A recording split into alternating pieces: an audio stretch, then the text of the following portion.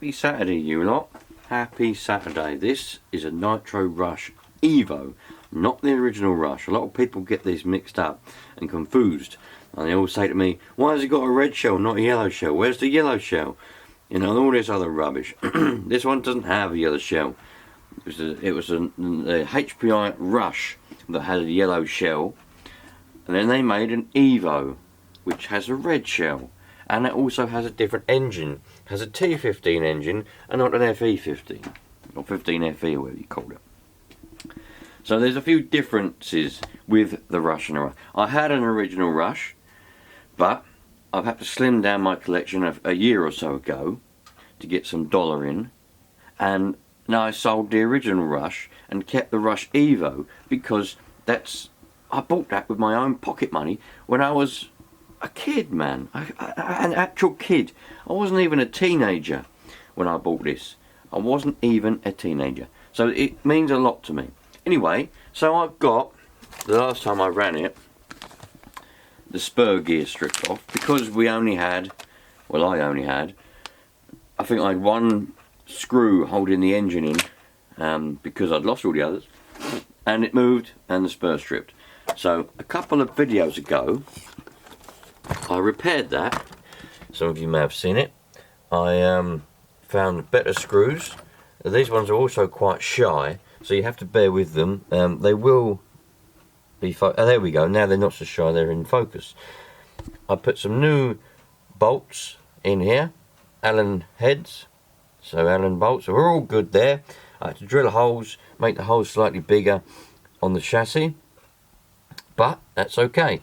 Now that engine is solid in there now, that's never going to move again, so we can turn it back up the right way and stick this in. Hopefully, I've got this bush here, with any luck, that will fit in there, hopefully. Yeah, hopefully that bush will fit in there. And then I've got slipper clutch, an old one, but it'll do. Put that in there like that. Happy days. Let's get to it, shall we?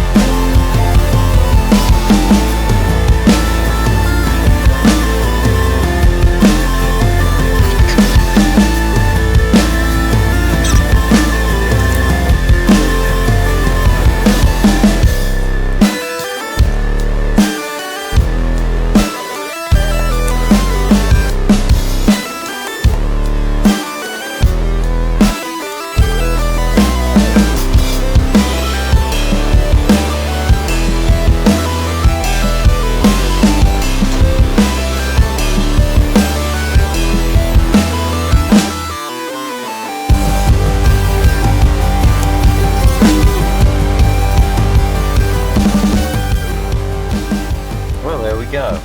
Happy days. I used a little bit of thread lock just to hold the pad on there so that I could put it in the you know, get it on there, because it obviously kept falling. You're supposed to glue it on, but I ain't got any glue, so I just use thread lock. Thread lock, the thread lock won't glue it in. All I wanted it to do was create a sticky surface for the pad to stick to the spur, because obviously when you're trying to put it on upside down, it almost just fall off. So, excuse me, bloody hell. Yeah, a bit of thread lock, and there we go. New spur. It's a little bit tight, but that's all right. I can always adjust that later on. You got to remember with the Rush, the engine mounts are fixed. They're in one fixed place. You can't adjust them, especially where I drilled out them. But that's fine. I'm not worried about that at all. It's perfectly loose. So yeah, there we go.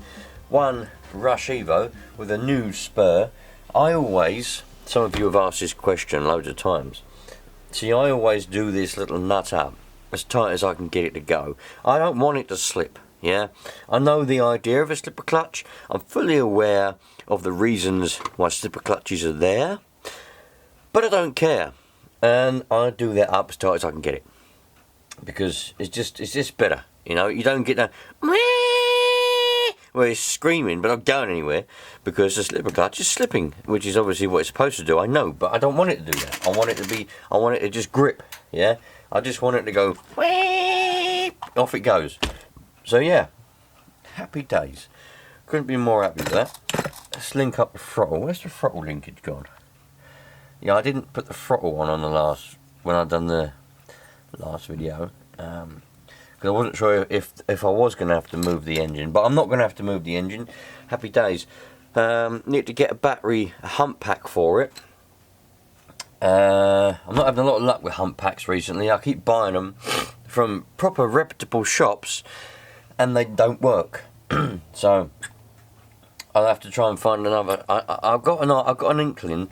There's another reputable, very reputable shop which does sell hump packs. So I might buy one from there and see what that is. The trouble is they're a lot more expensive in this other shop than they are in the first shop. But that might be good, you know. Sometimes you do have to spend $1 to get quality. You can't always get cheap and then get quality. It doesn't always work that way. Anyway, there we go. Oh look, check this out. A couple of videos ago, I rebuilt this. This is a Thunder Tiger .28. Imagine that in here. How cool would that be? If I could stuff that in here.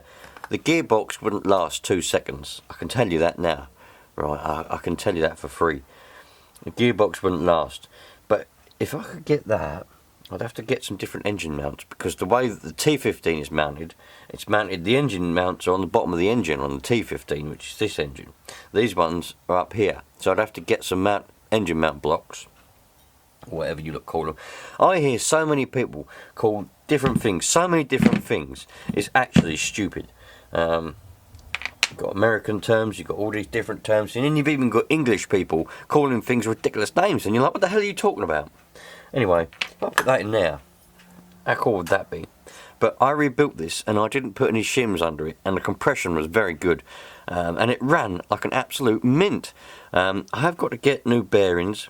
I'll tell you what my plan is for this. A bit of a spoiler, alright? I'm going to give you a little bit of a spoiler, because I haven't told anyone my plans for this yet. But what I'm going to try to do, well, what I will do, is I've got brand new bearings. I've got brand new front bearings and brand new back bearings.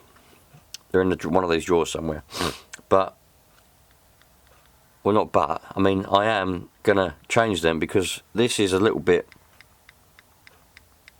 that goes in and out. Shouldn't do that. It doesn't move side to side and up and down, but it does go in and out, and you can see there's a bit of residue there.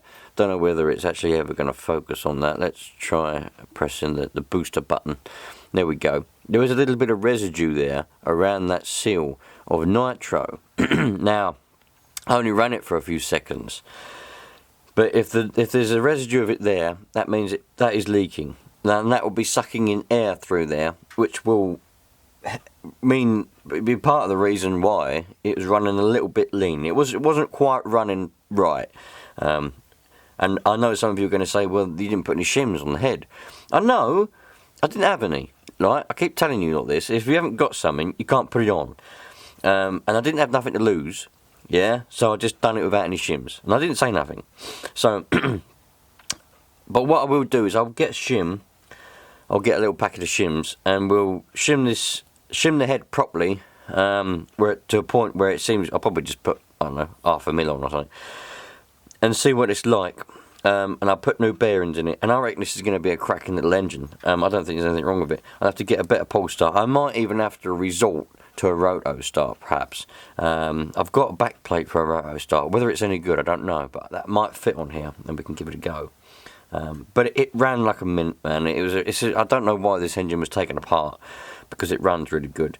And there was a little bit of play on the big end bearing, mind you, on the crank, on the con rod. Might have to get a new rod. But we'll just run it and see. But yeah, so that's what I'm going to do. I'm trying to get hold of my bearing puller, but I lent it to someone years and years ago, and it hasn't. Hello, what's going on here? Sorry, bear with me.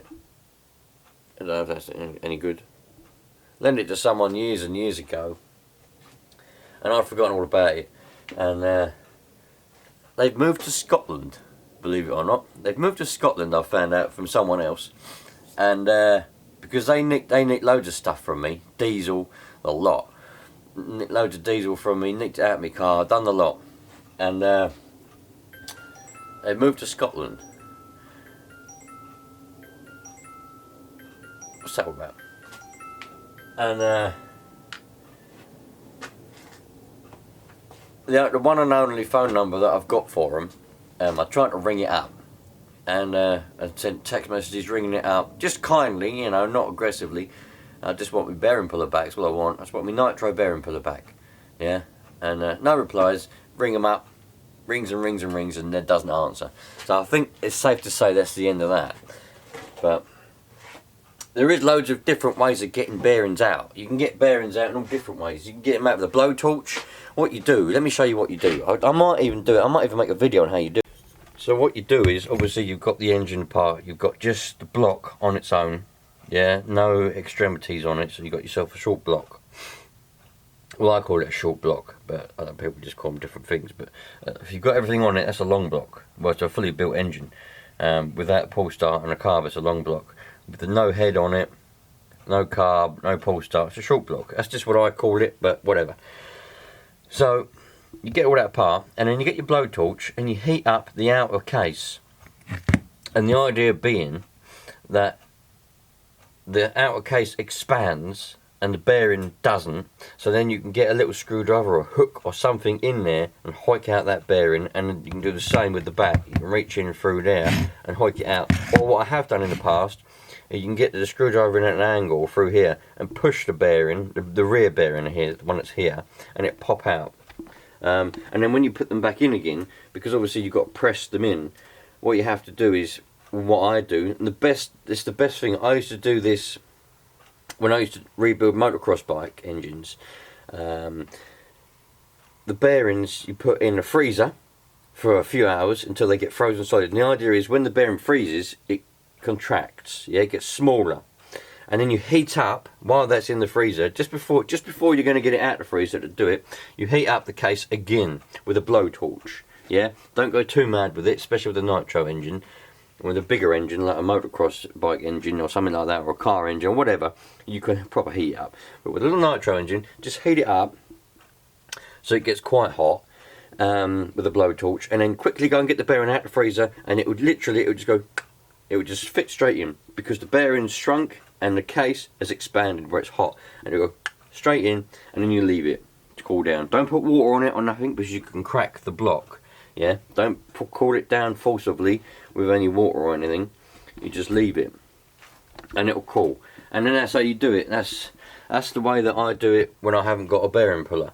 So I might have to just do it like that. It's obviously not ideal, because it's not ideal, is it? But there are ways and means of doing all kinds of things, and trust me, I've done loads. Can't even count how many CR125, YZ125, CR250s. You've got the main bearings, main crank bearings inside them engines that I've done that exact same way, and I've done quite a few nitro engines that way as well before I could afford a bearing puller.